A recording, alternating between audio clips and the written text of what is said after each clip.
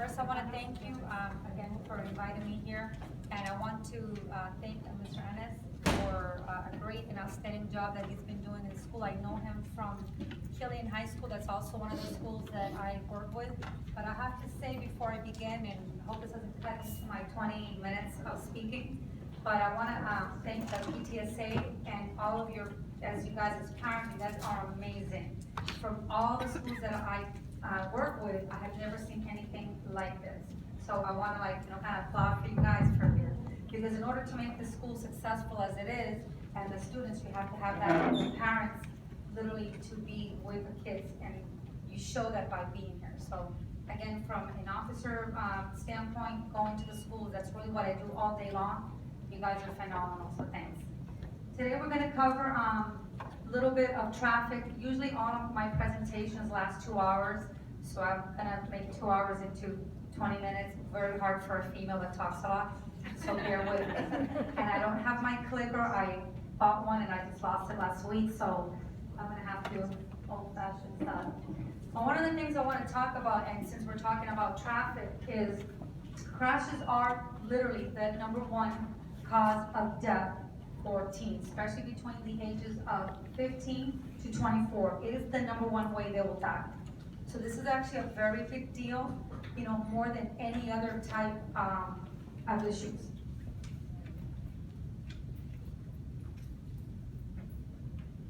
Again, alcohol, drugs, texting, speeding, eating in the car, driving at night, listening to music, usually loud, blaring music, putting on makeup, talking on the phone. These are all contributing factors of what will cause someone to get involved into a crash.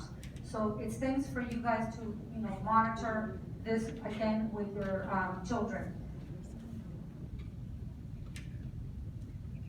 16 and 17-year-old drivers are more likely to be killed in a crash, especially when they have young passengers in the vehicle than when they're driving alone. So what that means is something that and I know you guys are mentioning carpooling, just keep in mind when we're talking about carpooling, since I know that this was brought up, if we're talking about kids with kids, statistically, this raises the statistics into being involved in a crash. So the risk was found to increase by an estimated 44% when someone had one passenger under the age of 21 in the car.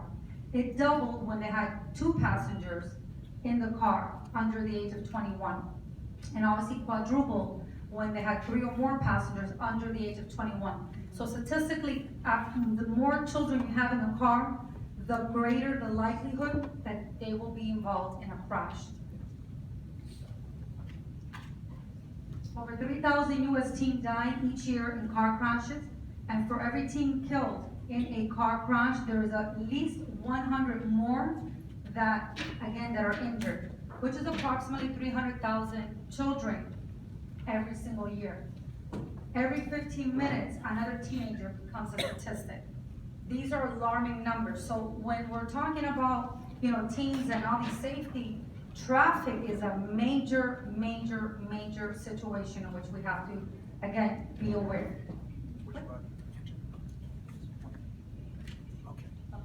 In 2012, 49% of teen deaths from motor vehicle crashes occurred between the hours of 3 to midnight. 51% occurred Friday, Saturdays, and Sunday night. Again, just more numbers for you to be aware of. In 2009, this is for seatbelts. Now this is my pet peeve. Out of many things, just many, this is my biggest thing. But just to give you, again, a little bit of numbers, in 2009, crashes killed over 33,000 people and injured another 2.2 million. More than half the people that were killed were not restrained, in that crash. 1 in 7 people do not wear seatbelts, and people not wearing a seatbelt are 30 times more likely to be ejected from a vehicle. 3 out of 4 people ejected during a fatal crash will die from their injuries. And in 2009, more than 90 people a day died in motor vehicle crashes. Now, let me ask you with a show of hands, please be honest. This is something that I ask the students in every class that I teach when I'm teaching the topic of crashes. And I ask every single one of them, who doesn't wear it, why they don't wear it, where they don't wear it. And I've been doing this, like I said, for 9 years. And it's amazing how we still in, 2016, and I know all you teenagers here, you've been raised in the seatbelt culture, because I have kids older than you, and I know that. But the majority of them still don't wear their seatbelts. And if they wear it, they only wear it in the front. They have no concept, and they have not been told to wear it in the back. And then I ask, well, are you like by yourself in the car? Are you with friends in the car? Are you with your parents? And a lot of them, and again, it's still shocking to me, it shouldn't, but it still is, a lot of them say, well, my parents are in the car. But they don't say anything because I'm in the back seat. And I need you to understand, for the parents, that number one, if you don't work, it doesn't matter, and I want to get to this, I'll go into my 2 hours talking. Like I said, seatbelt is my big thing. That's what's going to kill you, or not. I mean, and I'm pretty much putting it bluntly. Whether it's alcohol, whether you're doing drugs, whether you're speeding, whether you're texting, these are all situations that are gonna cause you to crash. What's gonna cause you to live or die is the lack of wearing that seatbelt. If you are in the back seat, you will fly. You will be a projectile. And it's still alarming that a lot of these students are telling me, most of them, at least more than half, they don't wear it in the back. And they're in the car with their parents. And I show them video after video after video after video, and they leave there, they see the light. They found it. Yeah. Okay, they found it, believe me. How everybody flies in the car, how you fly out, you eject. And I said, if your parent is not wearing that seatbelt, they're going to be ejected, and they're pretty much likely gonna die. You're gonna die, your friends are gonna die. So I need you to understand, seatbelt, guys, is the biggest thing for you guys to be aware about. Anywhere in the car. Please, if anything you take from me today, I have to stress the importance of seatbelts. And parents, you need to parent your child and tell them you have to wear it. It's not about comfortable, because you could yell at them for 2-3 minutes versus mourning over their casket. That's just it. It's just, these are the choices you have to make. And it's not about being comfortable, but you're not gonna be comfortable in a coffin. You're not gonna be comfortable in a hospital bed. So again, this is just something to be aware about, that most students still tell me they don't wear it in the back, and the parents don't tell them anything. 58% of teen drivers killed in crashes were not wearing their seatbelt now in 2011. 50% of passengers killed in crashes involving a teen driver were not buckled up in 2011. So it's still, again, we're still in the same statistic. This is what's going to cause you to, again, live or die. Pretty much, and again, 75%, and I don't want to tell you, if you get hit on the side, you could have 10 seatbelts on. It's just gonna determine a lot of factors of speed, but any head-on collision, any rear-end collision, any rollover, or if you spin out, you will survive. Okay, again, depending on the speed of that car going over 100, that could be issues. But again, it's a lot better. I want to show you a quick text and video if I have time. I'm going to try to put the speaker because I don't know where I'll put the sound. We'll figure it out. Put it there. This is one of the it's a video. Yes, press click on that. This is a tech. Oh, go back. No, go back.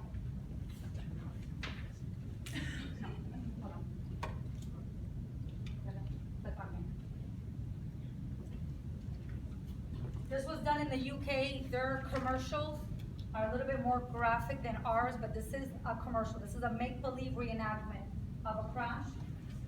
But this is kind of. Hi, Dade.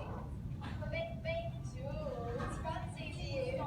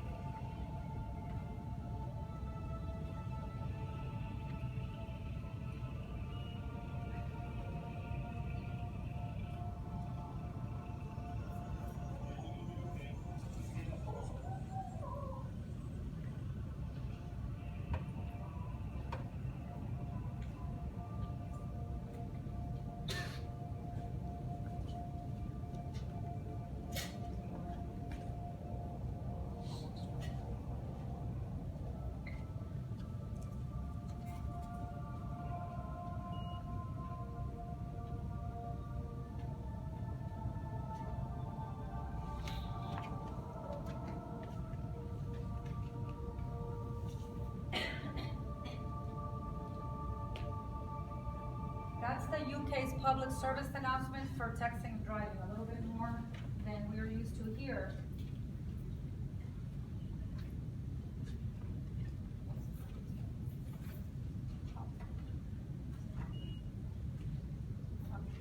This next one is very important for me to show the kids, me to show to you. Of all the videos, this is important. Who here, again, is in the car, one person unrestrained in the car, is ever in a car, and there's somebody not wearing a seatbelt, but hey, you know what, I have mine, but you don't have it, not my problem, because I got mine. Who here might be in a car with other people that don't wear it? So everybody in your car always wears it? Everywhere? Wow, fantastic. Okay, I'm like, oh my God, this is fantastic, but normally, you might have other people, and believe it or not, it's sometimes, a lot of times, it's not the teenagers, it's adults. I've had adults come in my car, and they're like, I'm not wearing a seatbelt. And I'm like, if you don't wanna walk, you will be. And the reason it's important, and I want you to stress this for your kids, because when they're in the car with other people and other kids, they might not wear it, especially in the back seat. But this is something that kind of puts the concept of it. This particular guy, he's a taxi driver. He's actually, no speed is involved. Speed is a huge factor depending on how bad the crash is gonna be, if it's survivable or not. In this situation, he's not speeding, he's actually sleeping. A sleepy driver, a fatigued driver is just as bad as a DUI driver. I need you to understand that. So in this case, he's actually driving very slow because he's tired. I want you to notice his eyes. He's gonna, probably not the video might be small here. He's gonna close his eyes for literally 2 seconds. You can count it, he closes it, looks up, closes it. He's going very slow. Even though he's going very slow, it takes that second to lose control of the wheel. And all I want you to understand is that you could be in the back seat, your kids could be in the back seat, and all it takes is one unrestrained occupant to cause a lot of damage. And again, speed's not involved. If speed were to have been involved, he would have flown out of the car. He's a big guy. He's probably about 250, 260, easy, 260. So a lot of kids, oh, I could hold it with a back. They all tell me, yeah, but I have the cushion in the front. Like they're in the back seat, they could hold it. I go, no. You become a projectile. All occupants become a projectile. So if you got 3, 4 kids in the car, 3 or 4 people, all it takes is that one person not restrained. And just visually, I want you to look how that happens. Oh. No, close front, I don't know.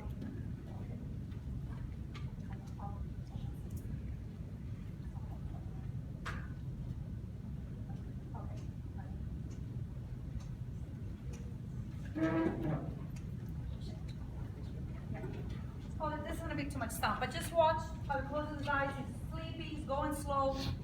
And this is why it's important for every single person in that car to be seatbelted.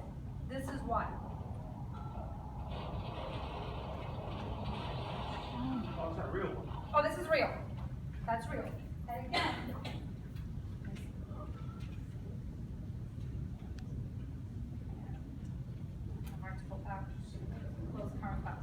When I was in high school, they had the Ohio State Trooper death films that every senior was required to watch. And talk about, for the time, that was graphic. I mean, I know that was a long time ago. Most of the kids still rode horses to school back then, but you know, you get the picture. and again, I'm going to show you this video. I'm going to kind of fast forward it because it's 2 minutes, but it's towards the 2 minutes. And I show this because, again, the students don't realize they will become a puppet. Very important for you to stress when your kids are with their friends, everybody wears a seatbelt. You gotta show these videos, you show them. This is the only way, and I tell you, the reaction I get is like, oh my God, I didn't believe that could happen, which is why I show you. Some of the stuff will be graphic. This is not, but it has to be, because that's the real world. That's what they need to see. But I'm gonna kind of fast forward until it gets in. I wanna show you, in a car crash, what happens to your body as you fly out. And you're gonna see this little thing just fly out, that's the person. You're not gonna see like the actual, but you're gonna see, you're gonna look and you're like, oh, look at that, that's the person. If you need me to replay it, I'll go back to try to replay it. Okay? So I'm gonna kind of fast forward a little bit, but again, the importance of seatbelts, if you notice, that's gonna be a lot. Good. I'm gonna kind of fast forward a little bit here.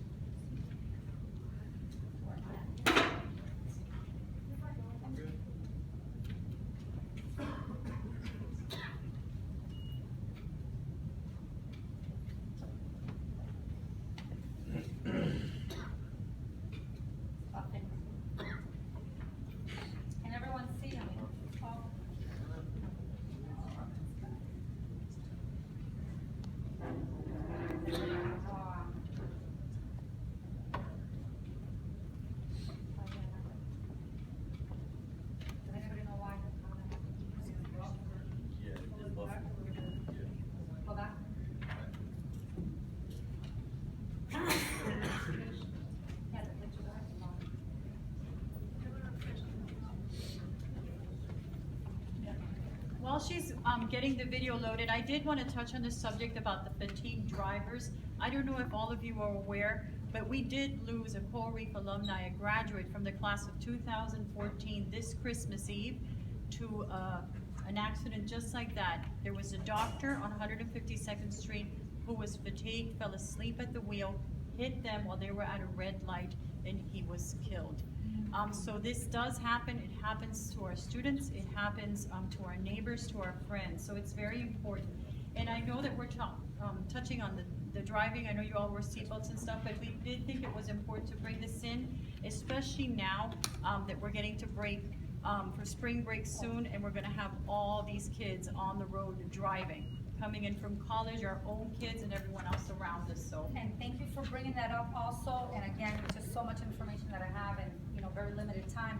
But when we talk about spring break, 5 minutes. Yeah. When we talk about spring break, our death skyrocket routines, skyrocket. This is one of the deadly seasons, again, of the year, aside from Christmas break. It's gonna be now. So I'm gonna show you another video.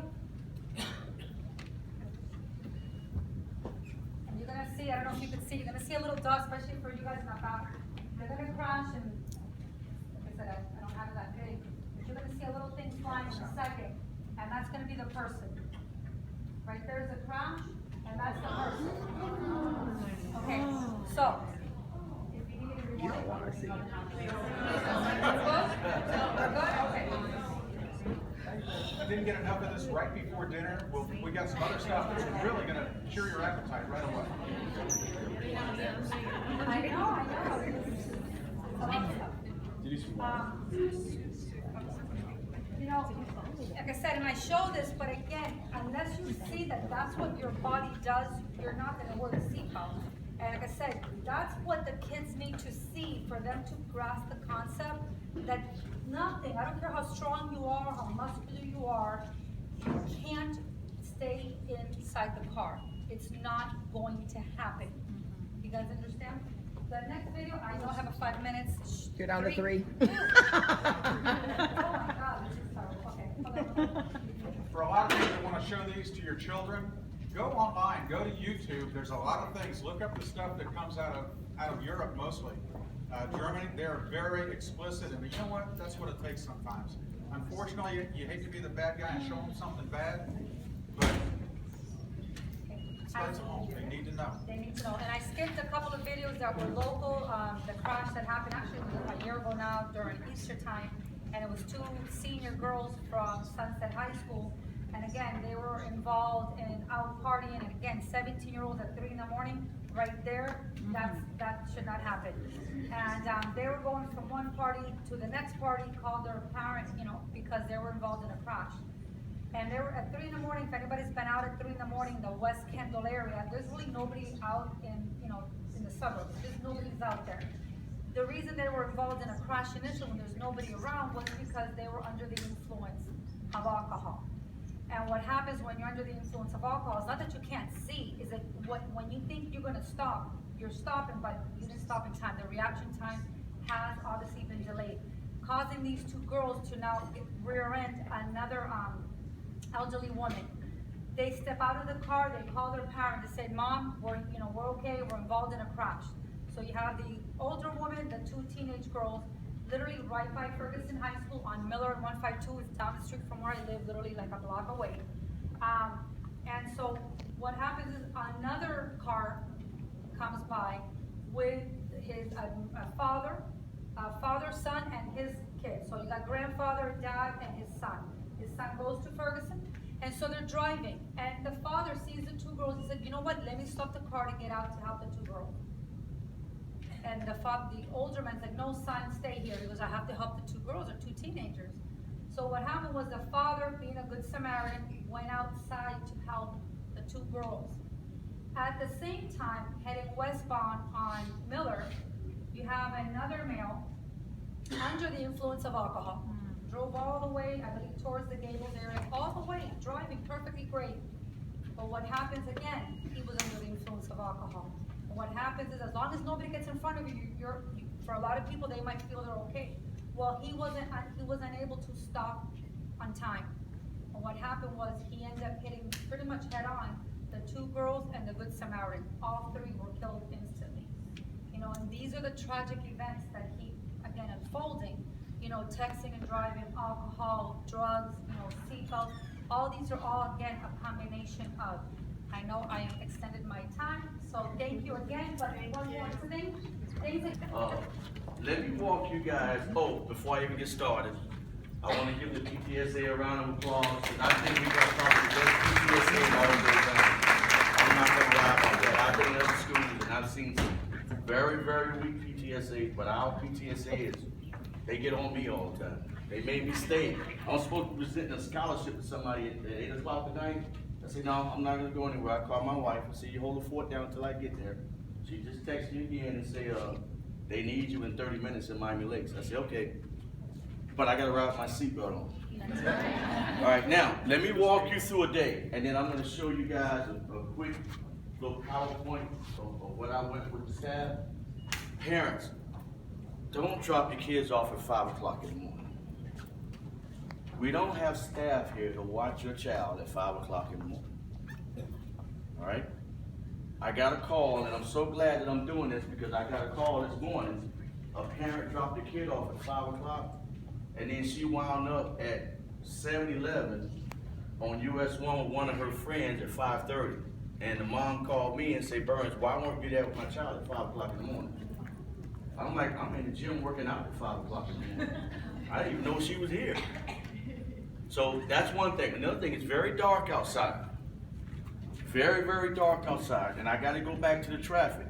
Don't drop your child off in the middle of the road. Pull over to the side or come into the loop by the flagpole, drop your kid off.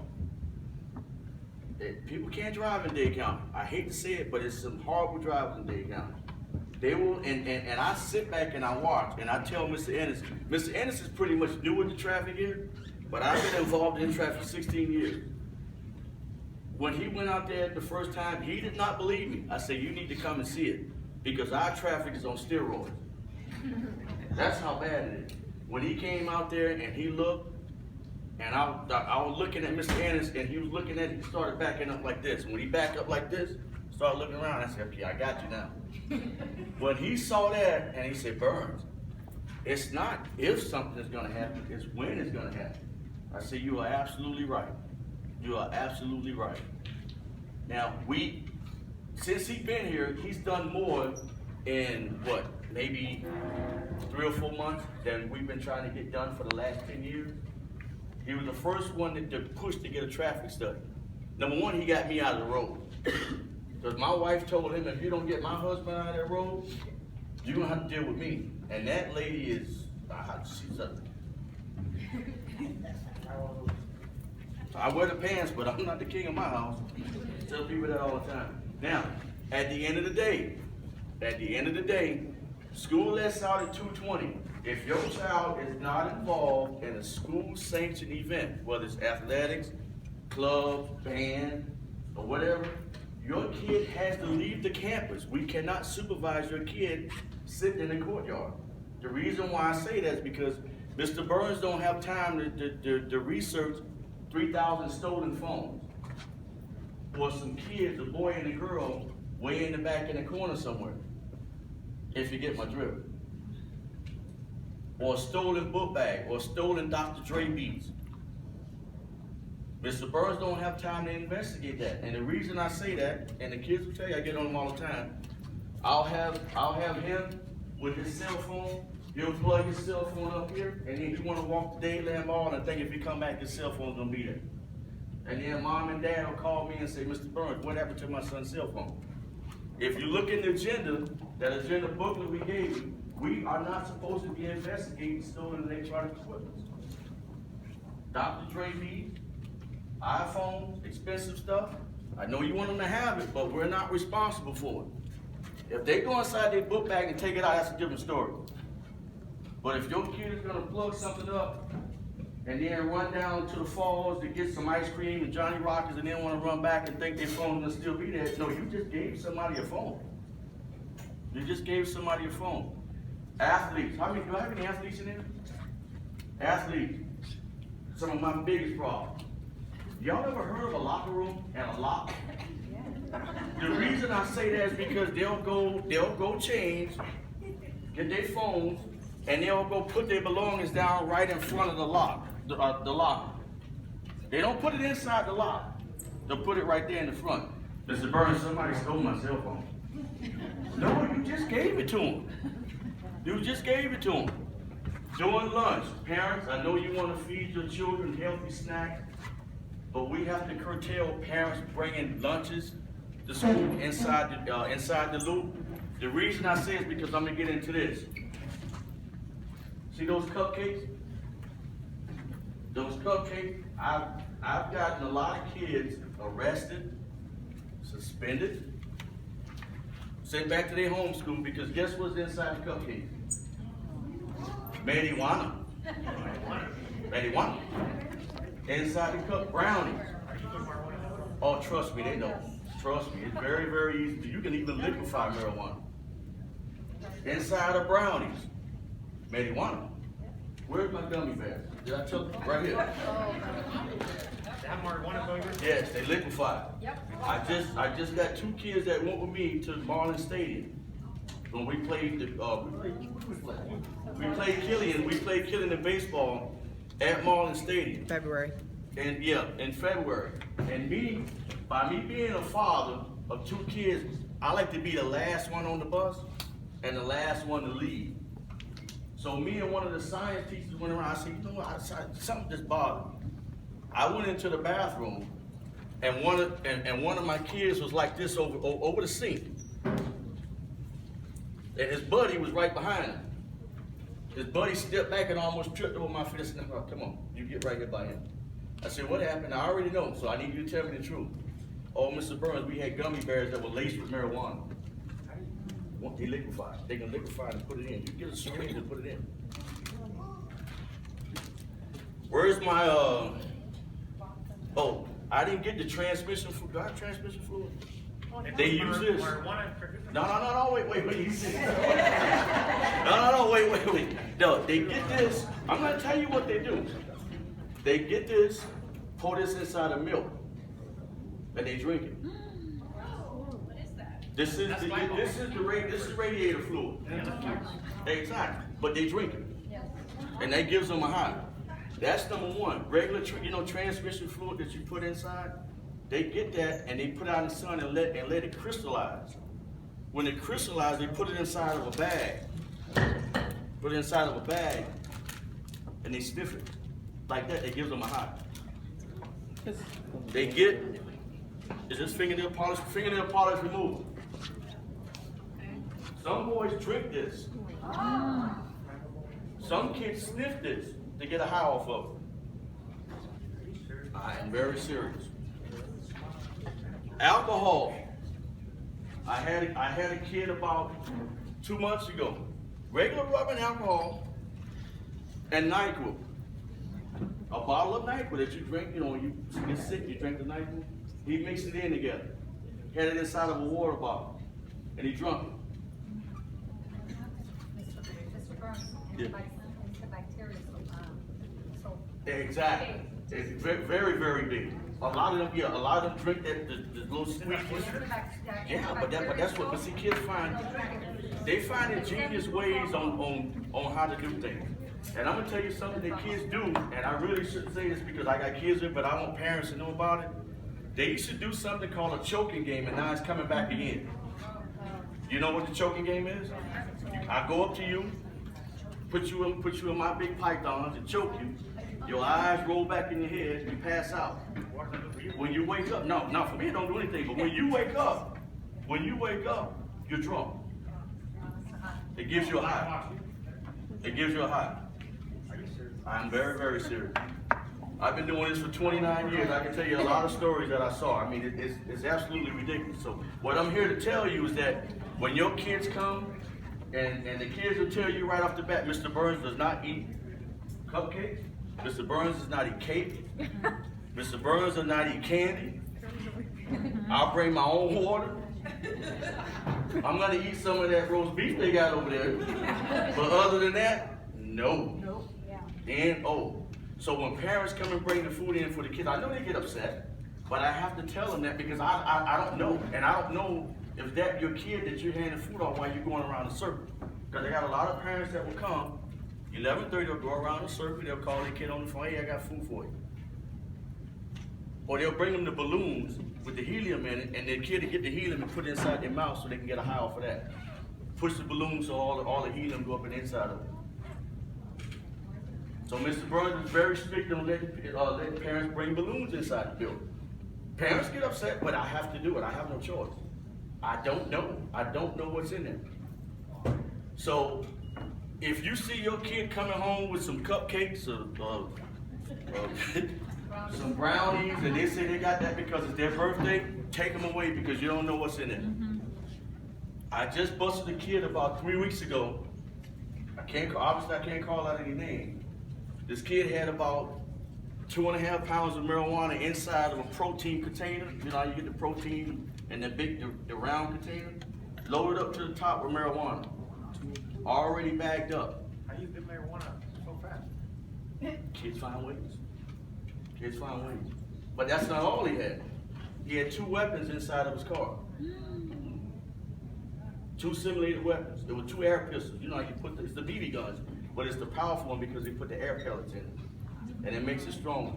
But when he pulled a gun out, it looks like an actual 45. And the rifle, he had a rifle. It looked like a 22 rifle. He had a digital scale that he was weighing the marijuana with. Underneath the container, he had about maybe a little bit less than an ounce of cocaine under there. He had mollies. Molly is a date drug that they put it. He had mollies, and he had about $2,000 in cash. This is what. That's my baby, and somebody put it there. That's not his. Somebody put it there. That's what I get all the time. Church people. Church people sit right in the front row.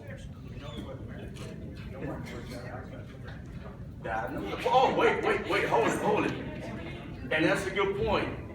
When the father came out, we couldn't call because the police told us not to call because they impounded the car. They arrested the kid, they took him away, they took the car away. And the police officer told us, they said, you don't make the call. You don't call the parents, we'll call them. Because they were thinking about charging him as an adult. So they took him to the juvenile assessment center. The father came here at about 5:30. So me and Mr. Ennis was here. He just walked right in Mr. Ennis' office. You know what he asked for? Where's the money? Where's the money? Yeah. So what I told him, I gave him the name of the arrested police officer. You have to call in because right now we're not privy to giving you that, any of that information.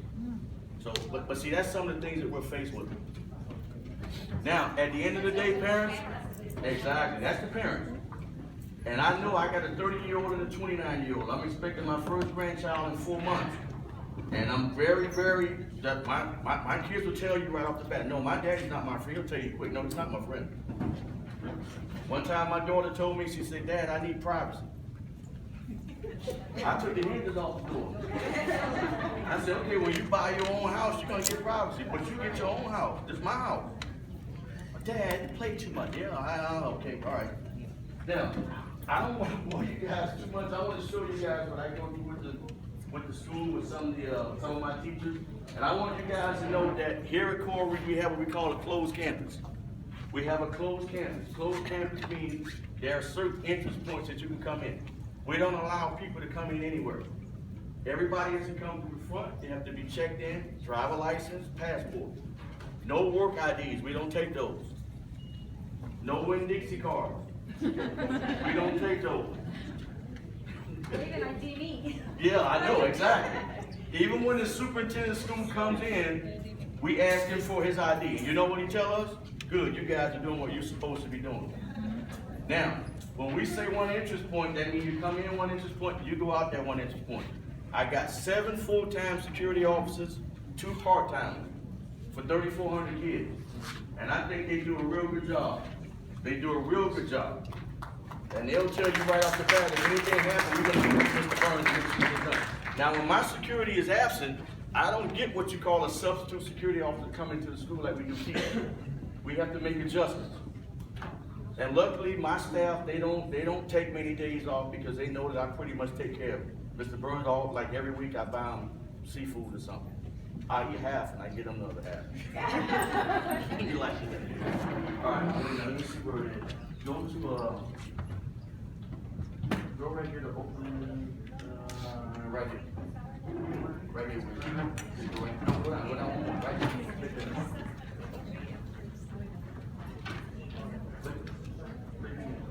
There we go. That's it. All right, so that's it.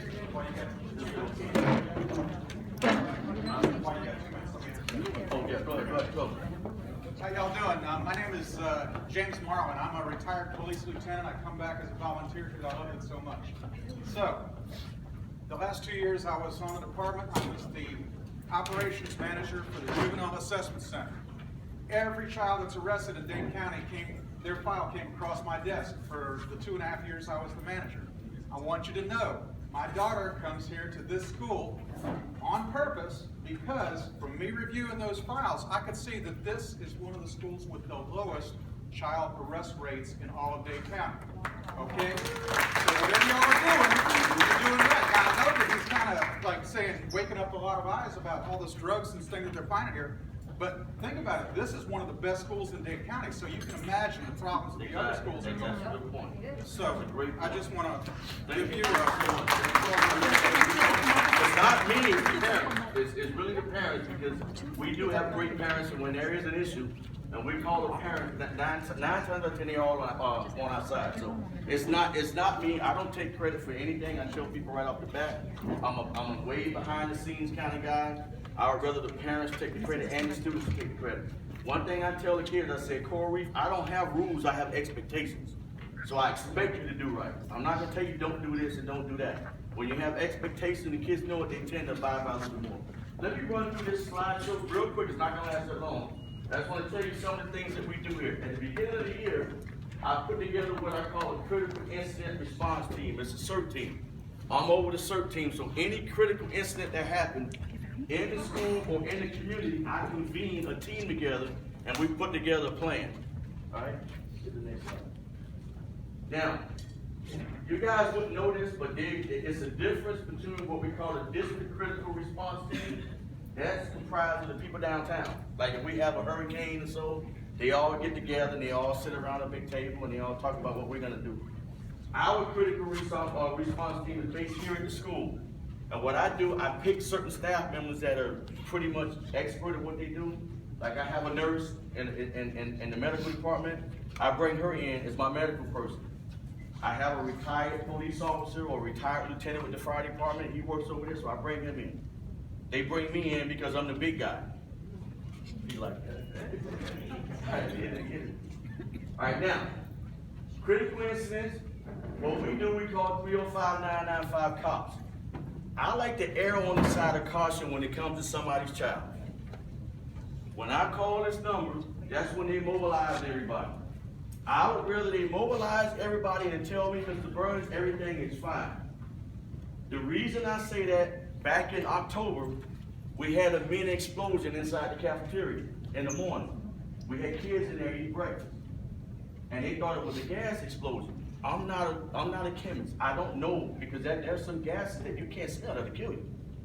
I got on the phone, called 995 cop, and I called fire rescue. They came out, they looked at everything, they said, Burns, everything is fine. I said, okay, give me that in writing. So if something happened, I don't want you to come back and say I didn't call you. Every time we call this number 305-995 cop, it's registered.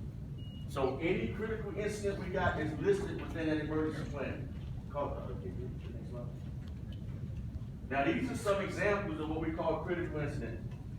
Serious illness or injury, death, communicable disease. We had this, what, 3 years, I think 3 years ago. Yes. There was one of our kids that passed away. Good kid, I know him, I know his father, I knew his mother. So we had to call that in, we had to bring in the health department, they had to come in and test everybody that was in his area. And they test me. God was not scared. Right, let me see. Any serious incident occurring on campus involving a non-school site employee or visitor, any incident that could potentially draw media attention or missing children, Believe it or not, when people see that, missing children, they say, oh, in high school, you don't have any missing kids. I just had, special victims to come out, and they came out, I just left the campus, but they called me on the phone, and they said, we have a kid that's been missing. I said, okay, send me the information to my phone, because I want to know who the kid is. Because our attendance system is pretty much airtight. This kid has been missing since February the 13th, the day before Valentine's Day. And the address was over by FIU, the Fontainebleau Boulevard, or somewhere over there. So I looked at the address and I saw that, and I said, listen, children, we don't have any here in Coral Reef. And when I called Mr. Anderson and we checked it out through the system, that kid's been missing from Coral Park Senior High since February. So it does happen. Now, I'm not saying that somebody come out and pick up the kid. I've had incidents where I've had boyfriends that put their name on your child's emergency contact card, and then the boyfriend will come in to the attendant's office and try to sign your daughter out so they can go rendezvous at the beach. So with the system we have, yeah, your name was on the card, but guess what I'm gonna do? I'm gonna call Dad. Whenever it's a girl, I know, let me call your father, because I know what your father's gonna say. But we had a kid arrested here for that. He was trying to pick up somebody else's daughter. Next line. Common report power outages, major utility interruptions, especially when it comes to testing. If ACs are not working, that's very uncomfortable for kids when they're testing. So that's an automatic decert, because we don't want kids to fail a state assessment test because the AC does not work in the building. I can tell you when the AC don't work, and the kids will tell you, if it get real hot in here, these floors get real slippery, they get moist. And sometimes the system will crash on them. Total party, air conditioning for any incident involved in a lockdown or evacuation. A lockdown could be a soft lockdown, what we call a cold yellow, or it could be a cold red, where it's a hard lockdown. Cold yellow means something happened out in the community. So Mr. Burns locked the gates, locked the doors. Kids don't come out in the hallway, nobody come on the campus, you can't leave the campus. And then I don't call it off. It has to be called off by police or our bosses downtown. And that's done for a reason. I had a parent that came in, and I felt so bad for her because she got stuck when we had a lockdown and I couldn't let her out. But she had to get to the hospital because her daughter was going into labor. And I'm on the phone where I said, man, listen, you gotta give me the word. I got the lady right here. Sir, I'm talking to the daughter on the phone now. I don't know, all I can do is boil water. What do you want me to do? So, but they eventually lifted and she got out. Go ahead. Who's authorized to place the school on lockdown? Not me. It has to be Mr. Ennis, school police officer, the region center, or school operations downtown. Who can lift the lockdown? School operations only after school police has communicated directly with the people downtown. We cannot take it off. What we do to help the parents out is that we keep communication open. We make everything transparent. We make sure that you guys know the information that we know. We don't hide anything from the parent. I'm a parent, I don't want you to hide anything from about my children when you got a lockdown. I need to know what's going on. I understand you got it, but tell me what's going on. That's right. Commonly asked, can we hold staff? This is what the teachers ask. They say, well, can you hold staff after hours if there's a critical incident? Yes, I can. I can also hold parents in here too. If the parents are in here after hours, I can't let you go, because then I'm letting you put your life in danger. Can anyone call the regional district office for assistance during a critical incident? No, they won't even take calls from parents. They'll direct you right back to the school. They'll direct you right back to the school. And I got down here, who are the members of the critical incident response team? You won't be able to see that, but that's the people on my team, they already know who it is. So I wanna end you with this. Parents ask me all the time, I've been doing this for 29 years. I was a superintendent of a halfway facility. I was a social services coordinator. I played football. I played basketball. I coached football, coached basketball. Everybody look at me and they say, oh, you was a nice PE teacher. I said, no, I got 4 college degrees. I'm a double major in math and physics. So they mouth drop when I tell them that. I have a master's degree in math and I got a special degree in ed leadership. I tell parents this all the time. They say, Burns, can you guarantee my child's safety? I say, I can't guarantee my own safety if I walk out that door. So in life, there are no guarantees. The safety start with the parents. Start with what you tell your kids and you monitor your kids, and not being a friend to your child, a best friend. You're being a parent, and then when they come to us, between 720 and 220, we're the parents. Some decisions are good for them, some decisions are gonna be bad. But we treat every kid in the school just like we treat our own. They'll tell you. Oh, Mr. Burns will get on me, but the next day he right out there encouraging me on the basketball court. Or he helping me in his office with math. He's tutoring me in math for free. So that's my presentation. You guys keep it safe. Please talk to your kids and stay informed. Now, I'm gonna get on the script and Share it with your children, with your neighbors, with your family, with your friends. Once again, my name is Mesa. I want to wish you guys a wonderful evening. Enjoy the food, it smells wonderful. We're here today just to basically share our vision and mission, which is to restore the sex traffic survivors and offer them long-term housing. Glory House of Miami is currently helping 8 survivors in many ways, from medical, psychological, rent assistance, food, clothing, education, transportation, and mentorship.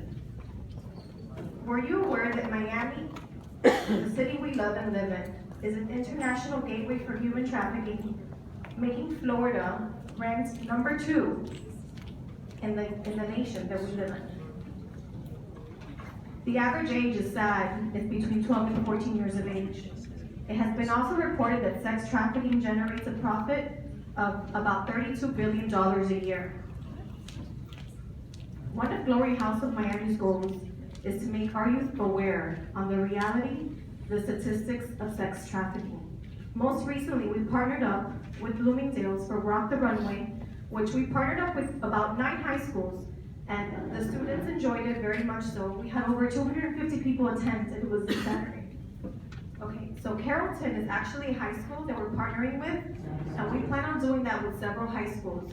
We started a club there, and it helps the kids stay engaged in the community, getting community service hours, and also raising awareness.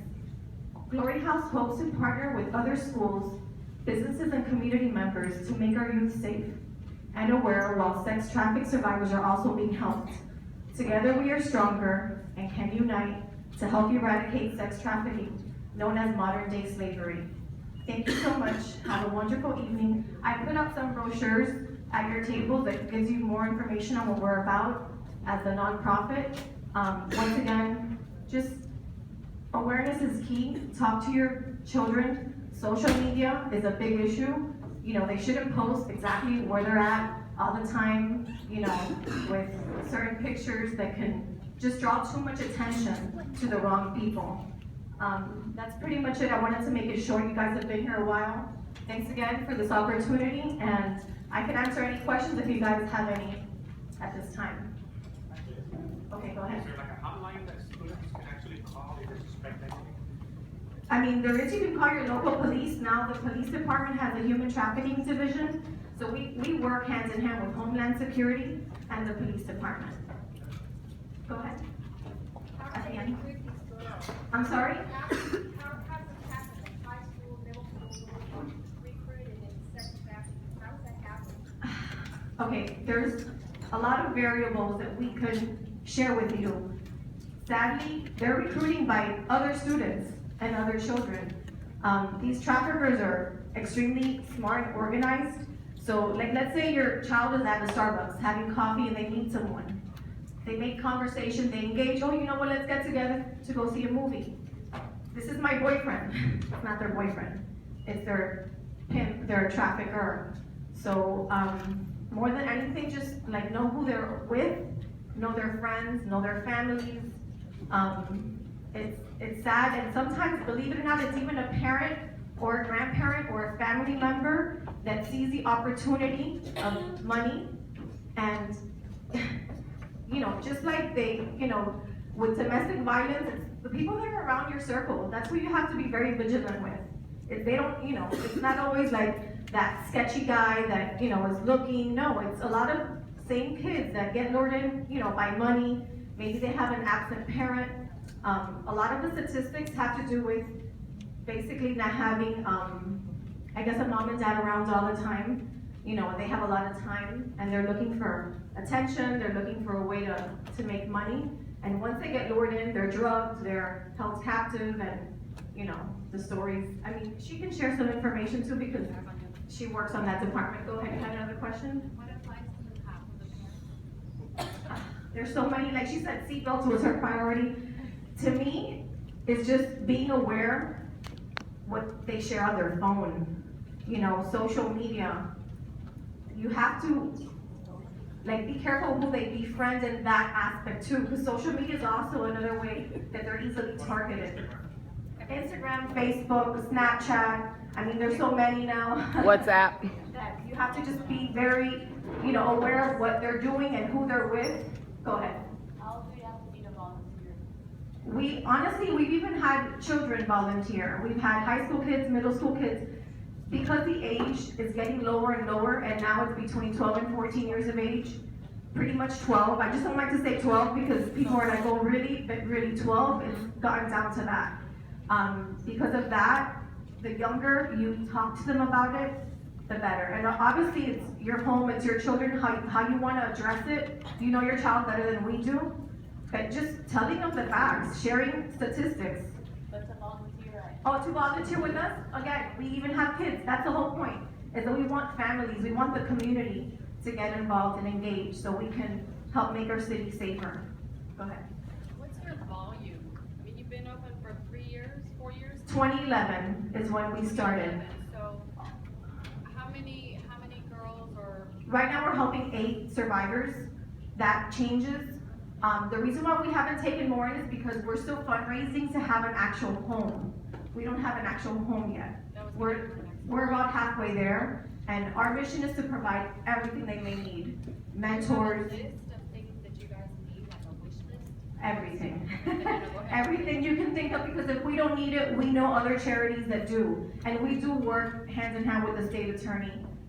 For instance, when these girls are found, they're caught being forced to prostitute. So they need clothes, because sometimes when they're put into jail, there's a huge need for, like, you know, comfortable sweatshirts and pants, because right away, you know, I know the police was retrained to deal with the masses of the numbers and statistics. Right, it's a new law that had come out in 2013, which is a safe, the safe haven law.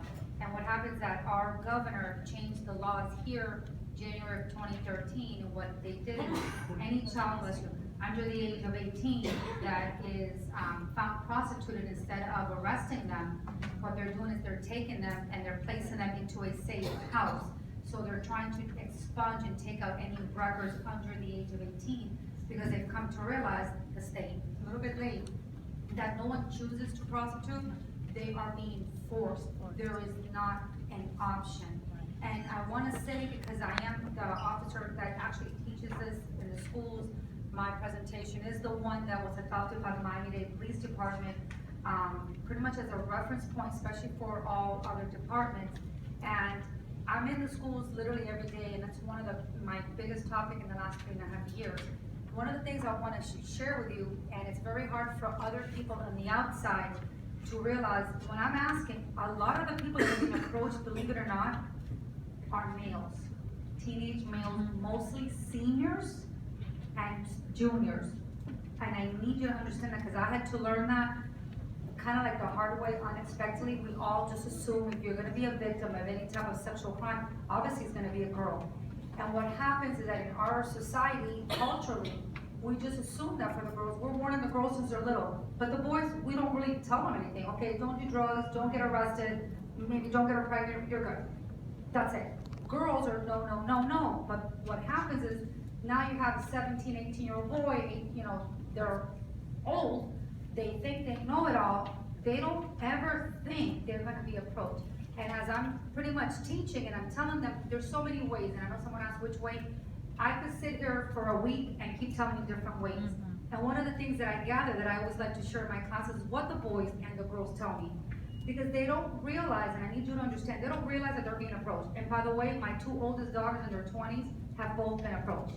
One in college and one in a regular neighborhood in a parking lot. So this is a very big thing. And so the boys actually, it just kind of, a little light goes boom, and they actually will freak out in the middle of the class, their face will turn pale, and they kind of make the connection. And the reason they're making the connection is because they were never told about this, and I understand, because I'm a parent, I thought I knew it all as a police officer. This is new to us. Because when we think of human trafficking, you need to understand it's slavery. So when you think of slavery in this country, it's just something you don't think about. You think, well, it's not, no, we have modern day slavery. We currently have 27 million slaves around the world right now as we speak. And it's really your next door neighbor, like literally in your neighborhood, in the good neighborhoods. So it's not some weird area, you know, in the middle of a homestead or a home that nobody's there, no. Literally your neighbors. I had a police officer that I work with, Lori Pernia, Lori Pernia, so she's an officer, she lives in the Doral area. And I'm sure you might have heard this case because it became news. And it had a little bit to do with it, and this is important, it's not just teaching you guys, I have to teach the police officers. Do not think that they know. Yeah, they know of human trafficking, but in other countries, not America, because you know, that's like, we don't do that. And that's the problem. So when we're stopping the cars, we're looking for drugs, do you have a warrant, the basic stuff. We're not looking for, are you held against rule, because these children are being trafficked, they're not handcuffed, they're not tied down, they're not duct taped, they're not anything, they're just sitting there. Well, I'm not gonna be asking for your, you know, your birth certificate, I'm not gonna ask you for a swab. So how do I know? Because the person that's being held against their will, believe it or not, and this is, again, they're not gonna tell you. They're not gonna say, please, police officer, help me. Because if they're tied down, we get it, you don't need to tell me anything. They're not saying anything, and so when we're stopping you, we don't know. And like they said, parents, 30% of our traffickers are parents.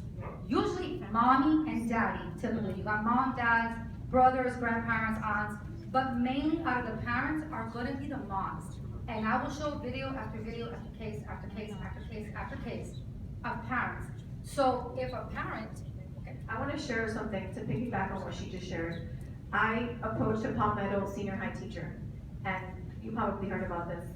A mom had both of her daughters sold night after night to cover her rent and her drug addiction. And finally, one of the girls, I think it was the older one, just couldn't take it anymore, confessed to a teacher. Of course, the mom was arrested, the girls were taken from the mom. But when I say that, if you just see something that's a little off, say something. If that gut that you have an instinct or that feeling that something doesn't make sense, whether it's a friend, whoever, because if you don't say something, someone might not ever say something. And you know, how she was saying that they're not taped, they're not, no, but they are abused over and over, and sometimes 25 times in one day. And of course, to do that, a lot of them are drugged to control them. And then they're also brainwashed that they can't leave. I know a personal survivor that her trafficker is in jail right now, and she will not testify to get her record cleaned, okay? Because she's still afraid that he can get to her and her family. And she doesn't even live in that city anymore. She's now in Miami, she was from Wisconsin. So this is like cross state lines, you know, those kids that you see on the news that sometimes never get found, they're being trafficked. And that's the way that, you know, our country is, unfortunately, these traffickers are making $32 billion a year. That is crazy, and I'm sure it's more than that, because how can you gauge the exact number? You had a question? How did your daughters get approached? Well, interesting, and this was my oldest, and again, my oldest daughter never told me until she was helping me with the PowerPoint, because I'm not really good with computers, like, I'm shocked, but I'm not good at PowerPoint. And as we were doing it, and this is what is important about education, nobody really knows until something is said and the light bulb hits. And as she's helping me, I'm like, okay, how do you do this? And as she's reading what I'm teaching, because she's gotta help me out, she actually had a plate on her hands and actually dropped it.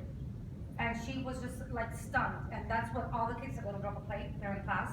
And she was stunned. I go, what happened? She goes, oh my God, I didn't realize that this actually, that this was gonna happen to me. I'm like, what are you talking about?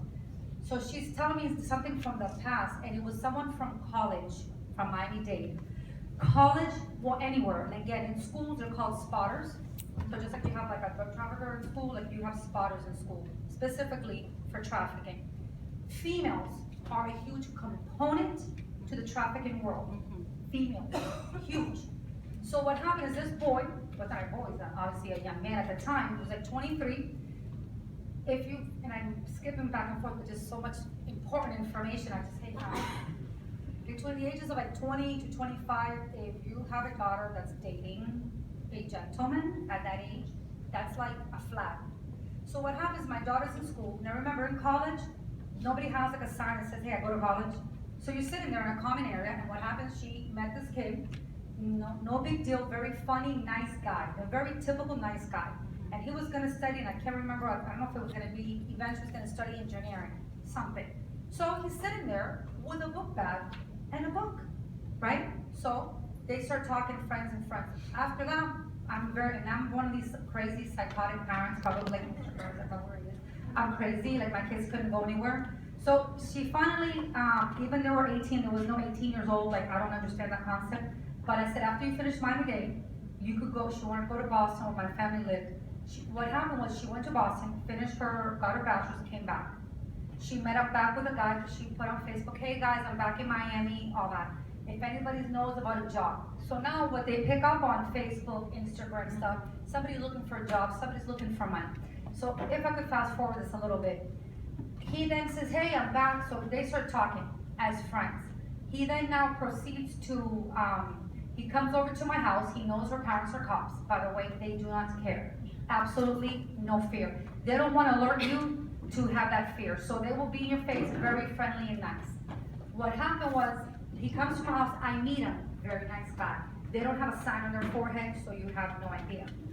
But that day, and I didn't know, he happened to take out a wad of cash. So my daughter goes, oh, are you dealing drugs? Because that's usually who has that. He said, no. So she's like, okay, what is that? I thought you worked in a firearms as an instructor, like part-time. He goes, no, I have a business. They're joking in a funny, haha, we're so funny. He's like, I'm okay. She's like, I mean, it's funny because he's a nice guy, so she doesn't think he's okay. What he's doing is feeling her out because she's a college graduate, comes from a good family, parents are cop, very strict, she can't go anywhere, even in her 20s. I have her on GPS, I have everything. I'm crazy, right?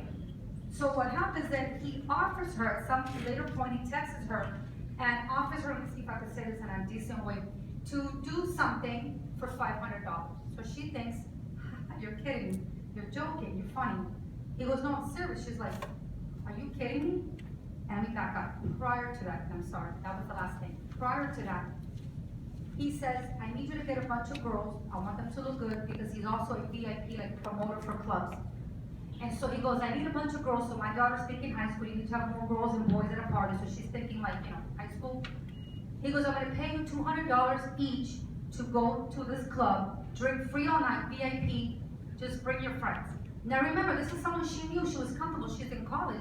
If he's in college, he has to be okay, because we've told our children, if you meet a boy at college, they're good, it's great, right? We've told them that. I have. So she's not thinking, but he's so persistent about her looking good and her friends that she says, well, you know what? Because she knows in order for her to go somewhere, I need the license information tag of that car. If not, you can't leave the house. I'm crazy, I guess, about that. So she's gonna have to choose her battles to not be embarrassed. So you have to ask that. He gets very angry at her. And she's like, I'm not gonna go, I don't have that many female friends, we're already graduated, she's 23 years old. She goes, my friends are either in school or are married or have kids, like, it's not like back in high school. He's very persistent. Why? Because now you have a college graduate, she is going to be applying to be a substitute, and she is a substitute for Dade County Public Schools. She's going into speech, for speech pathology, so she's working with children. And so, now, what's gonna happen? You go to that party, what 23-year-old is gonna say no to $200, drink free, legally she could drink, she's over 21. So what they wanted to do was get her and her friends, especially kids that are smart. This is good that I have you guys here, because the smarter the kid, the more you have to lose. So if she would be at the party, she didn't go, and then that's when he proceeded to request something, and he was gonna give her $500. She thought he was kidding. Then he goes, I'm gonna give you $1,000, not $1 more. Why? Because how desperate are you for money? So what happened is, if she would have gone to that party, she would have been drugged in a second. And this is for any one of you. They would be drugged. Now they're going to film you, videotape you. They're going to gang rape you. And now, well, you you need to do what I tell you to do. And what he did, he had an escort service. And he wanted females 18 and over. Now, what can I say? My daughter doesn't come home technically. Nothing, because legally you're an adult. So by law, they're looking specifically for 18-year-olds, certain groups. You're looking for 9-year-olds or 10 or 12. But there's a group of them that are looking specifically for 18 and over. Now, if they would show her those videos and pictures, could she ever work for the Dade County Public School System? No. Could she ever be a speech therapist? No. So everything she did to work hard would have been over. And what they do is they blackmail you. Blackmailing is a huge component in sex trafficking. And I need you to understand that we have kids that live at home, and they are trafficked throughout the night, sneak in, and they go to school the next day. So it's not just one type of kid. It would be great for me to tell you that. There isn't. You have kids in a foster home, you have kids in the richest home, you have kids across the board, you have males, you have females, it does not matter. This is about money. As long as you're human, you have a pulse, we could sell you. That's it. If a parent is capable of selling you with no remorse, the most heinous crime in the universe, what do you think a sex trafficker is going to feel like? Nothing. So a lot of the teenage girls, whether by fear or they have to, they will bring their female friend and they will put them in the hands of that older boyfriend, and they will just walk right to their own. Then they will get beaten, or they will be drugged, or they will be videotaped, and there you go. Not every 40 seconds in this country a person goes missing. Every 40 seconds. And there are hundreds of thousands of people we have not recovered. They're like just gone. And a lot of them is in the underground world of sex slavery. And you need to understand that is in our backyard. It's not far away. And it's something that even for me as law enforcement, I could tell you, I couldn't believe it. And if we are the ones that are supposed to see this, and we haven't, imagine you guys. So this is now, we're kind of outdated in our country. This has really been going on forever. But that people are getting information has been the last 3.5 years, because that's how long I've been doing that. But it's been going on forever, guys. And like I said, one of my officers that I work with, like sits next to me in Doral in a nice neighborhood, happened to have these friends that were neighbors, 2 males that were married, very nice friends. They had each other's phone numbers, so that those neighbors that you say hi, the 3 months, the Hungarian guy, I don't know if you remember that case. Well, and I always have videos of everything. Well, she tells me, she goes, oh, Officer, well, she says, Lily, you're always talking about sex trafficking. Why? Because we're delayed in talking to our kids about it. That is the only way you're gonna help your child, is bringing the ugly reality to it. And there's no nice way to talk about sex trafficking. It is what it is. And so what happened is, she goes, oh, some of my neighbors were bringing up that these 3 boys, I'm thinking they're little, they're men, they're like 20, 21 years old, that they're being held against her will. So somebody told you that these guys that you know have 3 boys in the house. But I see them all the time. I see them walking down the street, literally to the bus stop. This is where education comes in. Just because you're walking down the street does not mean you're free to go. Again, very hard concept for a person, let alone a police officer, for me to tell you they're held against rule, but you're walking free. Who understands that? So this is what you need to know, the power of the mind. Okay, the psychological aspect of human trafficking. So I said, okay, listen, you need to kind of look that up. So she thinks I'm crazy, I'm dumb, I'm stupid. I said, okay, I'm all that. She happened to go that night because the 2 men were in New York. She goes, also, they're gonna move back to New York, and what I want is, they were gonna sell me their lawnmower. I said, this is perfect. There is no coincidence in the world. This was one of them. I go, perfect. When you go there, don't go as a neighbor, go as a cop. She's incredibly smart, but again, you can't find what you don't look for. And this is the biggest problem. So she goes there at 7 o'clock at night, knocks on the door, nobody answers, bangs on the door, nobody answers, bangs on the door, no one answers. She calls the guy on the phone, she has his number. She calls him up and she says, hey, Victor, this is Lori, your neighbor. Remember we had talked about me getting your lawnmower? Yes, Lori. He goes, well, nobody's answering. He goes, okay, go back to the house. I'm gonna call the boys and I'm gonna tell them to open the door. What, is there something wrong with it? It's weird, right? Because we're not talking about kids, we're talking about men. Why would you have to call to tell men to open the door? So now, I get it. Why? Because I put the seat. if you don't put the seed, it's not gonna grow. So now she's like, that was kind of weird. Knocks on the door, door opens. Now, something that's not common in human trafficking, and she knows because she deals with victims, it is incredibly, unbelievably hard for them to open up and say anything. They just like can't. It takes probably years. I don't know how she did it, and yet she's good. She spends from 7:30 at night till the next morning talking to them. These three men actually, and again, I have to give her props because it was incredible, actually tell her that they were lured through Facebook for, and this is part of the forced labor, we're number one for forced labor in the US. That is, we promise people to come here to work, and then we make them slaves. Slavery, we have that here, number one. So what happens is, they were promised to work here. They got here, they got all their documents, their visas, their passports, they got everything. They facilitated everything, they took everything away. Now they were forced to do gay porn 20 hours a day, 7 days a week. And if they didn't do that, they were going to chop them up, kill them, they would be beaten with a samurai sword that they showed. Everyone in their family in the country of Hungary were gonna be killed and murdered and slaughtered. And that they were watched by the police and all this. And so now the officer is in total shock and disbelief that this is happening across the street from her house with a big police car that says Miami-Dade. She can't believe it. So she tells them, get out of the house. They won't leave, and they're like, no, we're not leaving. She's like, you have to get out of the house right now. They're saying, no, we're not gonna leave. Why? Because of the fear. She starts punching the table. She goes, I am a police officer, and I'm telling you, you need to leave the house right now. That's how much fear. These are grown adult men, not tied. They weren't even tied up. And they were given for every $50 they gained, they were allowed a cigarette each. When obviously the FBI gets involved, our police department gets involved, ICE gets involved, Homeland Security gets involved, everyone gets involved.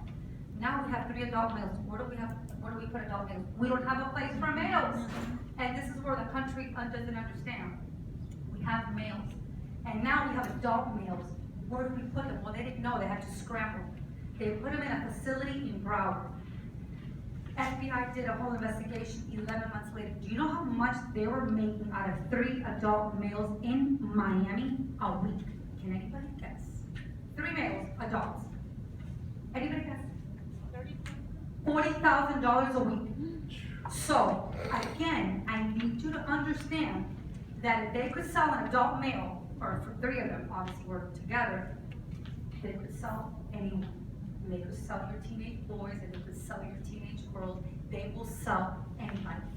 And this is what your children need to know, is that this is out there. And everywhere they go, and I tell you, you need to tell your parents, you need to know where that phone, who's paying that phone? Who's paying that phone? Well, if you're paying that phone, you have access to, there is no privacy. Remember, Mr. Burns said, I'll take the hinges. There is no privacy. And what happens is the boys especially, they don't know what they do is once they have that, they're gonna videotape it, they're gonna drug them. All these gettings, by the way, parents, drugs and alcohol, and other stuff. That's it, that's what's in a getting. If you think it's something else, if you're forgetting, they'll get to, it's a gathering, they hang out, drugs and alcohol all the time. So my children were never allowed any gettings. The gettings at my house, supervised by me, pretty much. So what happens is they're gonna drug the child, they're gonna videotape the child, and now they're gonna tell the 17, 18-year-old male, I'm gonna put your name, once they Google you, to a gay porn site, everyone in Thornbury High School is gonna see it, all your parents are gonna see it, everyone's gonna see, or you do what I say. And when I ask the kids, all of them, when I ask every single student in every single class, you know what they say? I'll do what they say. Of course they're going to do what they say, out of the fear, the embarrassment, and the humiliation. Because obviously, if they could make $40,000 a week from 3 guys, how much are they gonna make from your child? And that's just what you need to understand. And males especially don't understand that concept. And parents also, again, culturally, we have never really ingrained in our boys, hey, you have to be careful. In every school, you have girls try to pick up boys driving, they don't know them. And one of the biggest things is, if it sounds too good to be true, It is. And we're not nice tonight, we shouldn't kill people just because they're in a parking space in Walmart, but just in case anybody doesn't know that, we do. So when you see adult, when I say adult, it's people also in their twenties approaching you, and they're trying to sell you beer, or not sell you, they'll offer, hey, want me to get you some beer? They're very nice. We're not really like that nice community, we're just not like that. You might be nice as an individual, but as a community, we're really not. So I tell it to the kids that they think, wow, it's cool, this like 22-year-old hot chick, because they're all hot, they all look good. They're all look good, and they're gonna be cool and offer me to hook me up and get me the beer at 7-Eleven, or they're gonna do that. The boys are thinking, what? I'm gonna get drugs or alcohol, they're gonna get it from me? Yeah. All they need to know is that you wanna party. And hey, we have a place. The girl always speaks, not the guy. You're always gonna have a girl and a guy. There's a girl component to almost all cases, and maybe you could, If you put your guard down, when it's a woman, you don't think, oh, they're gonna take me, or, you know, you don't feel threatened, you feel comfortable. And a lot of the times, like she mentioned before, it's people, or young, good-looking women and men, or even teenagers that wanna court your children, and wanna date your children. And it's not that, they wanna get their guard down, they wanna know about your child, because she had mentioned that sometimes they don't care, you know, a lot of the times they look for the family that's broken. Oh, yeah. Just realized it, remember, Was trafficked? Oh, yeah, Yeah. that's all part of it. Yeah, because once you give that, they feel like they own you, because they could use it against you. That they're gonna use that. Exactly. she always told the mother and the mother. obviously, that's with the sexting, but that is a big component. And for you boys that like to play video games, and I don't know much about video games, and you talk to people from like wherever, a lot of times they will portray themselves, especially to the boys, as a female, but they're really a boy. And what's happening, especially in Ferguson, I get them in all the schools, and like I said, I've had about 48 males approach me, 4 females. You see the big difference? There's a huge difference. And a lot of the boys will get naked pictures, or somebody will send them a thing, I think you're hot, I think you're cute, I think you're sexy. The boys are like, yeah, of course I am. I'm like, of course. Then the girls are sending naked pictures, and they're like, oh my God, Merry Christmas, Happy New Year. So then what do you think the girl asks? Can I have one of you? The boy is not gonna be like, oh my God, no, I'm so embarrassed. They're like, where's the selfie stick? I need a good angle. That's what they're gonna do. So now the boys are not gonna, they're not growing up with that, like, shame or being embarrassed or covering yourself. They're not. So when they're sending it to this girl, after they get whatever they want, this man that says, hey, this is what you're going to do, or I'm going to do this. Again, and I tell the boys, you're not that lucky that some hot chick is just gonna send you a naked picture. You're not that lucky. Do you understand? So it's telling the boys that they're going to be victimized because they don't have any guard up at all. If the girls are victimized in the thousands, in the hundreds of thousands, we have 300,000 US born children every year that are put into sexual slavery. This is under the age of 18.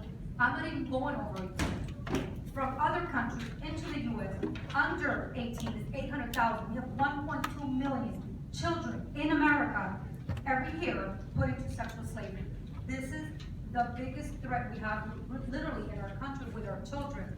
And the reason is because us as parents, we don't know. We thought that happened in other countries. And I used to have officers in my, where I work, well, that happens like in Mexico or in Russia. No, it happens here, so we can't look for what we don't find. So one of the biggest things is educating our law enforcement into understanding that we have slavery right here in our backyard. And understanding for you as parents, you need to teach that to your children, that this exists, that this does exist. And I know that you had asked about my daughter, and I know it's like way extended, but my other daughter, at the time she was 23,